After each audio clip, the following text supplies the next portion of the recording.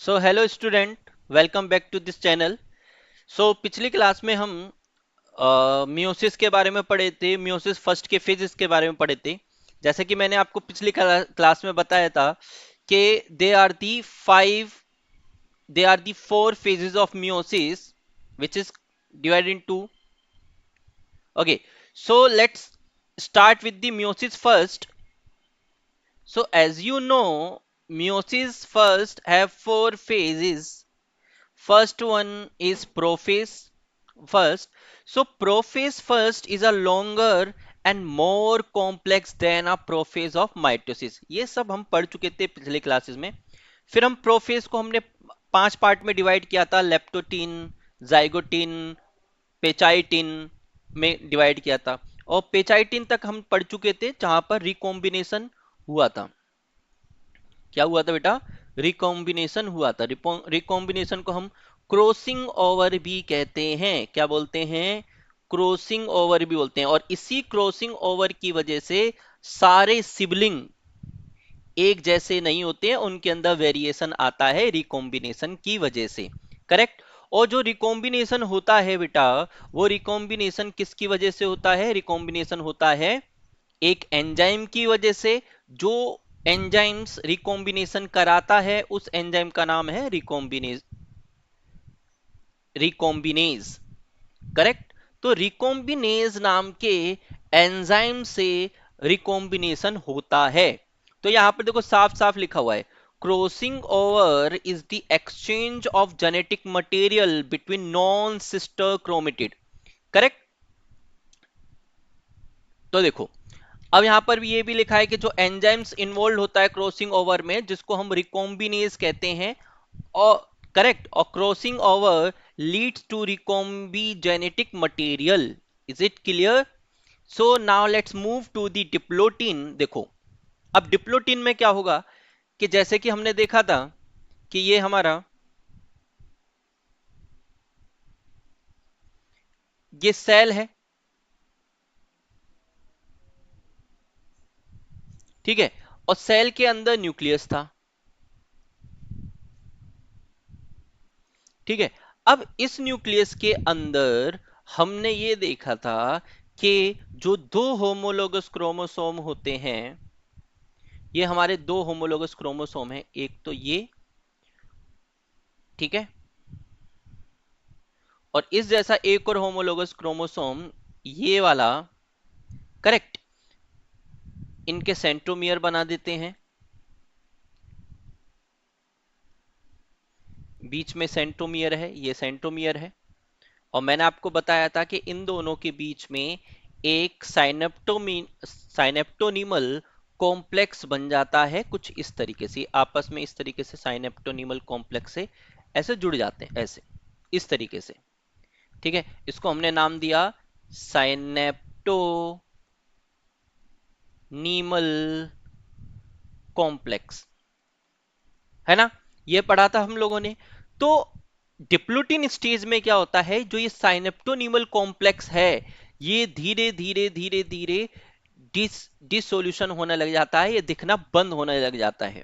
ठीक है, जिसकी वजह से ये जो दोनों क्रोमोसोम हैं, ये दो होमोलोगस क्रोमोसोम है, ये एक दूसरे से सेपरेट होना स्टार्ट कर देते हैं। क्या होना स्टार्ट कर देते हैं? सेपरेट होना स्टार्ट कर देते हैं।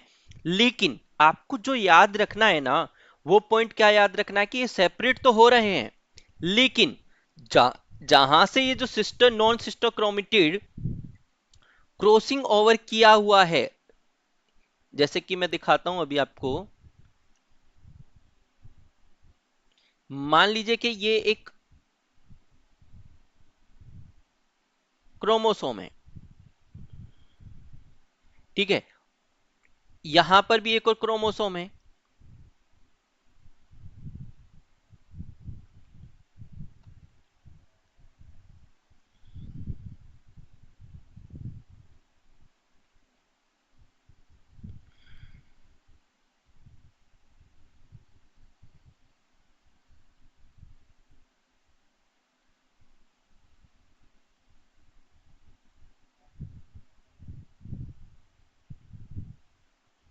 देखो, यहां पर जो ये साइनेप्टोनीमल कॉम्प्लेक्स तो डिसोल्यूशन हो जाता है, लेकिन जो क्रॉसिंग ओवर वाला एरिया है, ये एरिया जो मैं आपको डिनोट कर रहा हूं, ये वाला एरिया, ये एरिया और ये एरिया जहां पर ये नॉन सिस्टम क्रोमेटिड जो क्रॉस ओवर कर रहे हैं, वहां पर ये दोनों एक दूसरे से अलग नहीं होते हैं और इस तरीके का एक्स शेप बना लेते हैं ये एक दूसरे से।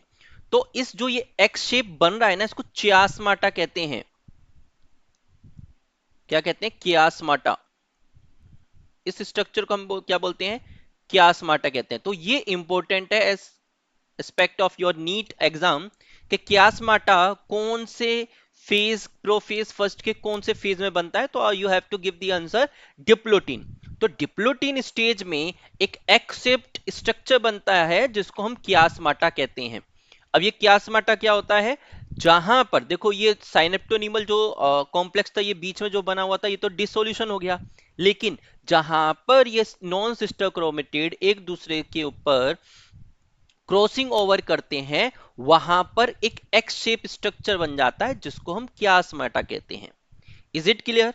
नेक्स्ट पॉइंट ये कह रहा है कि इन oocyte of vertebrates diplotene can last for month और ईयर। देखो आपको इसके लिए आपको एक चीज समझाता हूं मैं, कि जब आप ह्यूमन रिप्रोडक्शन पढ़ोगे तो ह्यूमन रिप्रोडक्शन में आप नेचुरल ह्यूमन रिप्रोडक्शन में आप oogenesis पढ़ोगे, करेक्ट?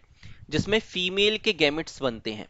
तो फीमेल के जो गैमेट्स है ना बेटा, वो उसकी बर्थ होने से पहले ही बनना स्टार्ट हो जाते हैं। तो फीमेल के अंदर जो गैमेट्स है, वो उसके बर्थ, जब वो एम्ब्रियो स्टेज पे होती है या वोम में रहती है, उसी टाइम पे उसके अंदर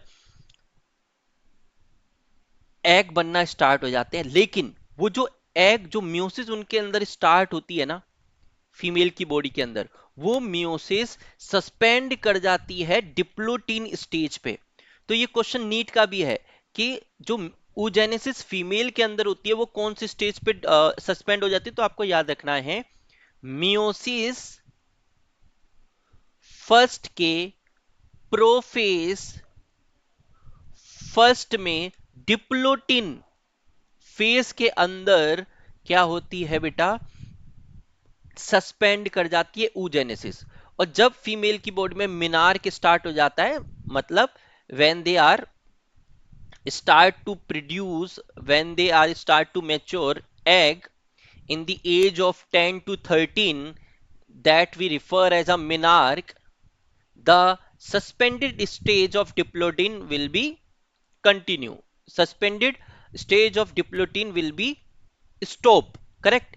And it will start oogenesis after the attainment of menarche. Okay, तो इस तरीके से फीमेल की बॉडी में, या यहाँ पर oocytes वर्टिब्रेट का बोला है, तो अलग अलग वर्टिब्रेट में अलग अलग होता है, लेकिन आपके नीट के कंपेरिजन, नीट के एस्पेक्ट में आपको ह्यूमन रिप्रोडक्शन के अंदर ये दिया हुआ है। तो आपको याद रखना है, फीमेल की जो oogenesis प्रोसेस है वो कहां पर सस्पेंड हो जाती है? मियोसिस फर्स्ट के प्रोफेस फर्स्ट के डिप्लोटीन के अंदर। Is it clear? चलो आगे देखते हैं।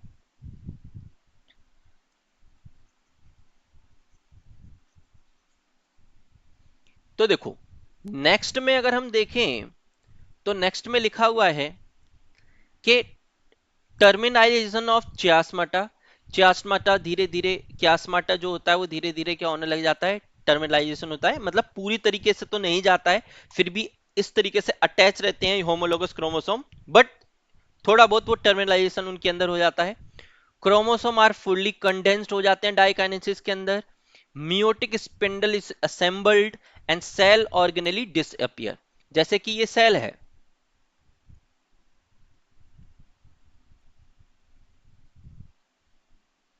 ठीक है? तो सेल के अंदर न्यूक्लियस है।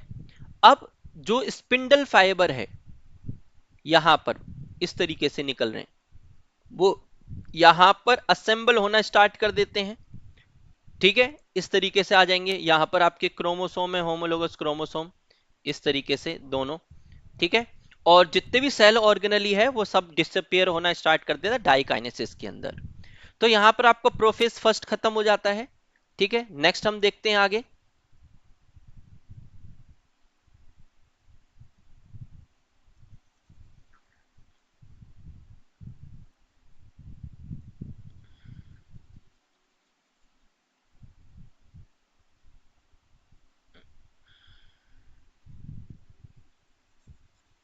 तो इतना समझ में आ गया होगा आपको। अब हम नेक्स्ट पार्ट में देखते हैं। नेक्स्ट इसके बाद में जो नया स्टेज स्टार्ट होता है, न्यू फेज स्टार्ट होता है, जिसको हम बोलते हैं मेटाफेज। देखो, अब मेटाफेज में क्या होगा कि जो भी बाइवेलेंट या टेट्राइड है, क्रोमोसोम है, they will be align on the equatorial plate, इस तरीके से कुछ। ये हमारा सेल है, ठीक है। इस सेल के अंदर न्यूक्लियस। अब यहां न्यूक्लियस के अंदर जो ये क्रोमोसोम है, यहां बना देते हैं इसका होमोलोगस, हम यहां बना देते हैं। ये यहां से अभी भी जुड़े रहेंगे इस तरीके से।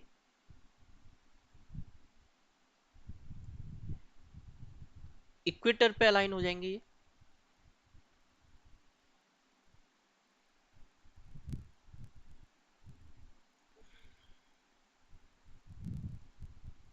इस तरीके से इक्वेटर पे अलाइन हो जाएंगे ये, ठीक है ना। तो ये अभी भी ऐसा नहीं कि दोनों एक दूसरे से अलग हो गए हैं। ये अभी भी यहां पर जहां पर क्रॉसिंग ओवर हुआ है, जहां पर एक्स शेप कियास्माटा बना हुआ है, वहां पर ये अभी भी अलाइन है एक दूसरे से, ठीक है। अभी भी जुड़े हुए हैं, कनेक्ट है। और ये यहां पर सेंटर पे, यहां पर इक्वेटर पे ये अलाइन हो जाएंगे।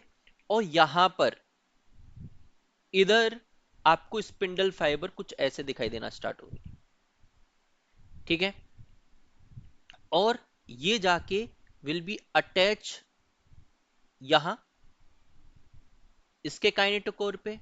यहां से काइनेटोकोर यहां से कनेक्ट होगा, इसका काइनेटोकोर यहां पर कनेक्ट होगा, और ये वाला यहां पर कनेक्ट हो जाएगा, करेक्ट। इस तरीके से मेटाफेज फर्स्ट में ये आपको इस तरीके का दिखाई देना स्टार्ट हो जाएगा।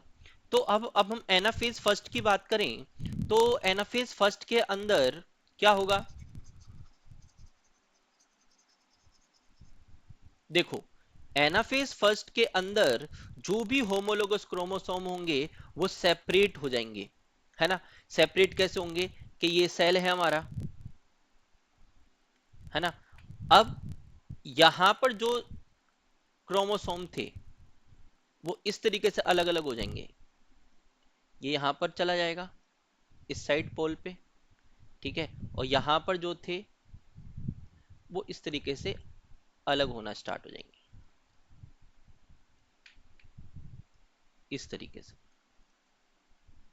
है ना। तो ये sister chromatin remain attach as centromere. जो यहां पर सिस्टर क्रोमेटिड है, जैसा कि मैंने पिछली क्लास में भी बताया था आपको कि यहां पर सेंट्रोमियर है, और ये मान, इसको अज्यूम करिए कि ये मान लो ए है और ये बी है। तो ए का सिस्टर क्रोमेटिड है बी, सेम यहां पर सी और डी रखेंगे तो सी का सिस्टर क्रोमेटिड है डी। तो ये जो सी और डी है और ए और बी है, ये अभी भी एक दूसरे से अटैच होंगे, ये एक दूसरे से अलग नहीं होंगे एनाफेज फर्स्ट के अंदर भी। Now move to the telophase first. In telophase first nuclear membrane and nucleus reappear. Nuclear membrane आपको फिर से दिखाई देना स्टार्ट हो जाएगी यहां पर। Cytokinesis follow telophase and two cells are formed. इसी एक सेल से यहां पर दो नए सेल बनना स्टार्ट हो जाएंगे, यहां पर इस तरीके से, है ना। और यहां पर 23 क्रोमोसोम आ जाएंगे, यहां पर 23 क्रोमोसोम आ जाएंगे। टोटल पहले इसके अंदर थे 46 क्रोमोसोम, ठीक है। तो 23 क्रोमोसोम हो जाएंगे, साइटोकाइनेसिस हो जाएगा। और chromosome do not extend too much, इसके बाद में ज्यादा एक्सटेंड क्रोमोसोम होंगे नहीं। अब यहां पर लिखा है कि दो stage between two meiotic division. जब भी दो मियोटिक डिवीजन होगा, उनके बीच का जो स्टेज होगा उसको हम इंटरकाइनेसिस कहते हैं। ये याद रखना है आपको। The stage between two meiotic division is called interkinesis. यहां पर आपका मियोसिस फर्स्ट खत्म हो जाता है। अब मियोसिस फर्स्ट में आपको क्या चीजें याद रखनी है, मियोसिस फर्स्ट में आपको जो चीजें याद रखनी है वो ये है कि in meiosis first number of chromosome will be half and make two daughter cell। यहां पर कितने डॉटर सेल बने? यहां पर 2 डॉटर सेल बने। पहले वाले सेल के अंदर टोटल पहले वाले सेल के अंदर टोटल 46 क्रोमोसोम थे, करेक्ट? कितने क्रोमोसोम थे? 46 क्रोमोसोम थे।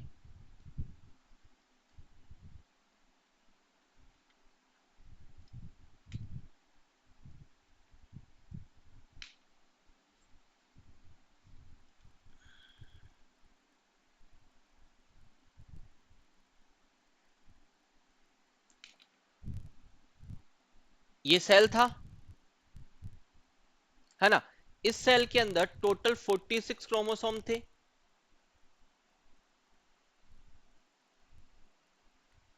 और ये एक डिप्लॉइड सेल था, 2n number of chromosome. In meiosis first, it will make 2 daughter cell, और इन दोनों ही डॉटर सेल के अंदर 23 क्रोमोसोम होंगे, ठीक है? और ये 2 हैप्लॉइड सेल बन जाएंगे आपके मियोसिस फर्स्ट के अंदर।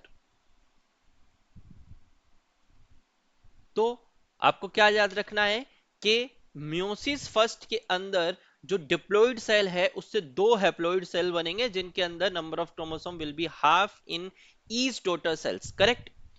यहां तक आपको मियोसिस फर्स्ट में याद रखना है। अब हम देखते हैं मियोसिस सेकंड के सारे टर्म्स। देखो, meiosis second it resemble to the mitosis. जो जितने भी स्टेजेस आपने माइटोसिस में पढ़े हैं, it will be rewind in your meiosis second, correct? तो मियोसिस सेकंड में वो सारी स्टेजेस आपको दिखाई देंगी जो स्टेजेस आप माइटोसिस में पढ़े थे। जैसे कि अगर हम प्रोफेज फर्स्ट की बात करें, क्रोमोसोम बिकम कॉम्पैक्ट, क्रोमोसोम कैसे हो जाएंगे? कॉम्पैक्ट हो जाएंगे। न्यूक्लियर मेम्ब्रेन क्या हो जाएगा? डिसअपियर हो जाएगी। मेटाफेज के अंदर क्रोमोसोम क्या कर जाएंगे? अलाइन कर जाएंगे इक्वेटर के ऊपर, और जो स्पिंडल फाइबर है वो काइनेटिक कोर में अटैच हो जाएंगे। एनाफेज में सेंट्रोमियर से काइनेट क्रोमोसोम क्या हो जाएंगे? स्प्लिट हो जाएंगे, करेक्ट? और sister chromatid move toward opposite pole by shortening microtubules. Microtubules के शॉर्ट होने से जो सिस्टर क्रोमेटिड है वो अपोजिट पोल पे जाने लग जाएंगे। और टीलोफेज के अंदर दो group two group of chromosome get enclosed by nuclear envelope and cytokinesis follow to form a 4 haploid cells. जैसे ही आपका ये कैरियोकाइनेसिस खत्म होगा, वैसे साइटोकाइनेसिस स्टार्ट होगा। साइटोकाइनेसिस जैसे ही खत्म होगा, आपके पास 4 हैप्लॉइड सेल्स बन जाएंगे मियोसिस सेकेंड के अंदर। जैसे कि यहां देखिए, आपको इसमें भी आप देख सकते हो कि पहले इंटरफेस था, इंटरफेस का प्रोफेज में इस तरीके के आपको क्रोमोसोम नजर आए। मेटाफेज के अंदर ये जो क्रोमोसोम थे, है ना, ये क्रोमोसोम्स इक्वेटर पे आ गए, मेटाफेजिक प्लेट पे आ गए। ये मेटाफेजिक प्लेट है ना? और यहां से ये स्पिंडल फाइबर से माइक्रोट्यूबुल से अटैच हो गए यहां पर काइनेटिक कोर से। ये होमोलोगस क्रोमोसोम है, आप देख सकते हो। देन इन होमोलोगस क्रोमोसोम को एनाफेज सेकंड के अंदर माइक्रोट्यूब्यूल्स के शॉर्टनिंग होने से ये दोनों एक दूसरे से अलग हो जाएंगे, और टीलोफेज के अंदर ये इस तरीके से आपको दिखाई देंगे। जैसे ही साइटोकाइनेसिस कंप्लीट होगा, ये आधे नंबर ऑफ क्रोमोसोम एक सेल में चल जाएंगे, आधे नंबर ऑफ क्रोमोसोम एक सेल में चल जाएंगे, और टीलोफेज यहां पर खत्म हो जाएगा, करेक्ट? अब हम नेक्स्ट चीज पे देखें, तो जैसे कि आपको दिखाई दे रहा है यहां पर कि भाई एक के पास ये दो हैं, एक के पास ये दो हैं, ठीक है? यहां पर आधा नंबर, ये दोनों ही हैप्लॉइड सेल है, ये भी हैप्लॉइड सेल है और ये भी एक हैप्लॉइड सेल है। Is it clear? दोनों ही हैप्लॉइड सेल है। इसके पास नंबर ऑफ क्रोमोसोम 23, इसके पास भी नंबर ऑफ क्रोमोसोम 23, करेक्ट? अब आगे जाके ये थोड़े क्या होंगे, यहां पर आपको स्पिंडल फाइबर आपको दिखाई देना स्टार्ट हो जाएंगे। न्यूक्लियर मेम्ब्रेन धीरे धीरे डिसअपियर होना स्टार्ट हो जाएगी, सारे सेल ऑर्गेनेली डिसअपियर हो जाएंगे यहां पर। फिर ये इक्वेटर पे आ जाएंगे दोनों, ये ये भी इक्वेटर पे आ गए और ये भी इक्वेटर पे आ गए, ठीक है? इसको मेटाफिजिक प्लेट कह देंगे हम।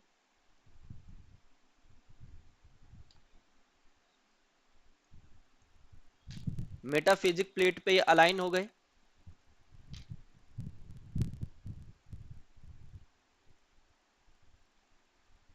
करेक्ट? यहां पर ये इसके काइनेटिक कोर से स्पिंडल फाइबर अटैच हो गए। देन एनाफेज में ये सेपरेट हो गए सिस्टर क्रोमेटिड एक दूसरे से, और टीलोफेज में फिर से न्यूक्लियर मेम्ब्रेन आपको रीअपियर होना स्टार्ट कर देंगी, और ये कितने सेल बना लेंगे फिर साइटोकाइनेसिस कंप्लीट होने पे? 4 डॉटर सेल बना लेंगे। ये चारों ही daughter cell haploid haploid haploid और हैप्लोइड होंगे, और सभी के अंदर 23 क्रोमोसोम होंगे, सिर्फ पेयर्स में नहीं, सिर्फ 23 क्रोमोसोम सभी के अंदर। और यहां पर हमारा मियोसिस खत्म हो जाता है। तो माइटोसिस में 2 डॉटर सेल्स बनते हैं जिनके अंदर नंबर ऑफ क्रोमोसोम सेम होते हैं, बट मियोसिस जैसे ही कंप्लीट होती है आपको 4 डॉटर सेल दिखाई देते हैं, और चारों ही डॉटर सेल के अंदर नंबर ऑफ क्रोमोसोम हाफ होते हैं। मतलब जो 4 डॉटर सेल्स आपको मिलते हैं वो हैप्लोइड सेल्स मिलते हैं जिनके अंदर 23 क्रोमोसोम है। करेक्ट। तो ये मियोसिस आपका सेकंड खत्म हो जाता है, मियोसिस यहां पर खत्म। अब हम पढ़ेंगे सिग्निफिकेंस ऑफ मियोसिस। मियोसिस के क्या सिग्निफिकेंस है? देखो, सबसे पहली बात, it conserve specific chromosome number of sexually reproducing organism. देखो, आपको पता है कि आपके पेरेंट्स के पास 46 नंबर ऑफ क्रोमोसोम है। Do you know very well? Your parents have 46 number of chromosome, correct. अब इन 46 क्रोमोसोम से भाई एक डॉटर बनी पेरेंट से, और एक सन बना। अब सन के अंदर भी 46 क्रोमोसोम थे, और डॉटर के अंदर भी 46 क्रोमोसोम है। अब ऐसा कैसे हो गया कि जितना नंबर ऑफ क्रोमोसोम पेरेंट्स के पास थे उतने नंबर ऑफ क्रोमोसोम सन और डॉटर के पास है? अगर अगर हम ऐसे समझें कि मान लीजिए कि 2 पेरेंट्स इन्वॉल्व होते हैं सेक्सुअल रिप्रोडक्शन में,